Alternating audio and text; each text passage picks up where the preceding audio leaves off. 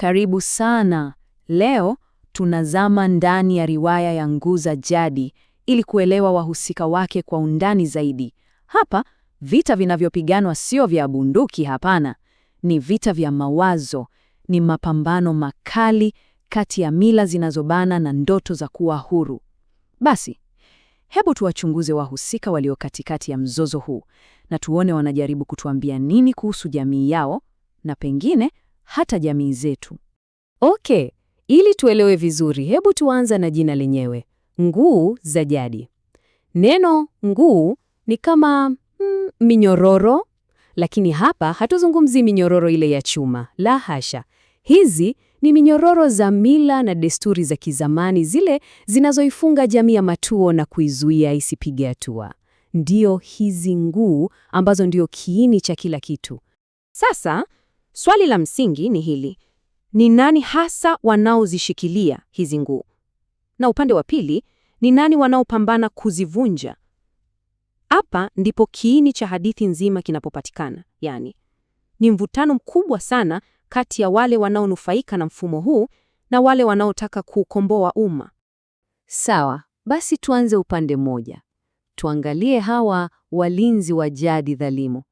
Hawa ndio watu ambao mfumo huu unawanufaisha. Kwa hiyo, wako tayari kufanya lolote lile ili mradi tu mambo yaendelee kuwa kama yalivyo. Unaona, hapa tuna watu wawili wa ajabu sana. Ni kama pande mbili za sarafu moja ya uovu. Upande mmoja tuna Mtemi Lesulia. Huyu ni dikteta haswa. Anatumia madaraka yake ya kisiasa kubinya watu. Halafu, upande wa pili yupo Sagilu.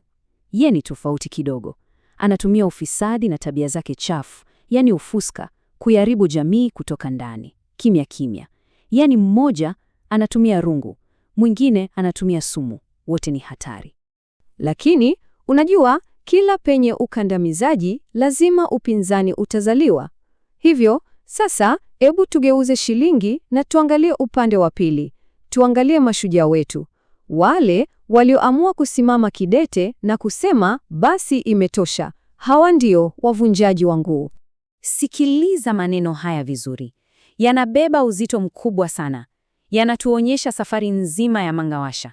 Yaani, anajua kabisa jamii inamwonaje, inampa hadhi ya unyonge kwa sababu tu yeye ni mwanamke.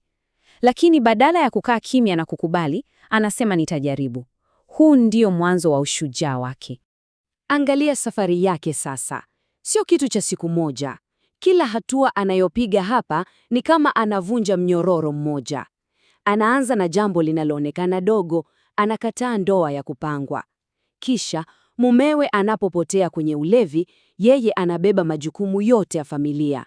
Hatosheki hapo, anatafuta elimu na kazi, na mwisho kabisa anafanya kitu ambacho hakijawahi kufanywa. Anasimama mbele ya umma na kupigania haki. Ni wasi mmoja baada ya mwingine. Nakumbuka, Mangwasha hayuko peke yake katika mapambano haya. Yupo Lonare. Huyu sasa ni kinyume kabisa cha Mtemi Lesulia. Kama Lesulia ni giza, Lonare ni mwanga.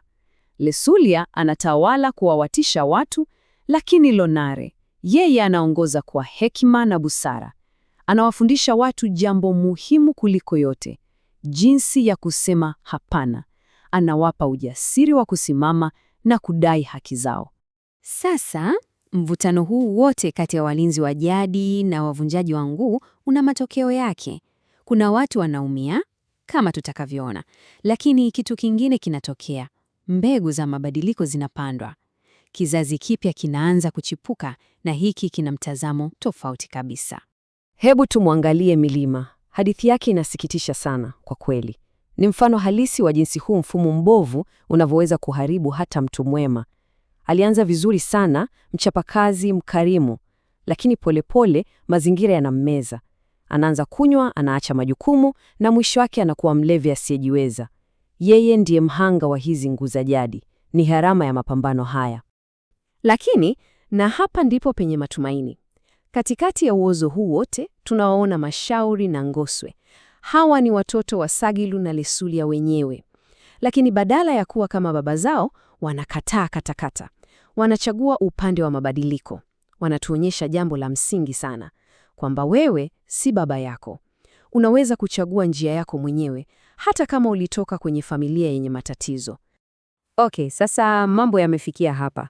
Tuna kundi la wazee linalong'ang'ania mfumo wa zamani na tuna kizazi kipya kinachopigania mabadiliko. Nini kinatokea mwishowe? Je, jamii ya Matuo inapata ushindi? Je, alfajiri mpya inafika kweli? Masukuzi ya leo ndio msito wa kesho. Maneno ya Lonare haya ni methali nzuri sana. Anamaanisha nini hasa? Anamaanisha kwamba miche midogo unayoipanda leo ndio itakayokuwa msito mkubwa na imara kesho.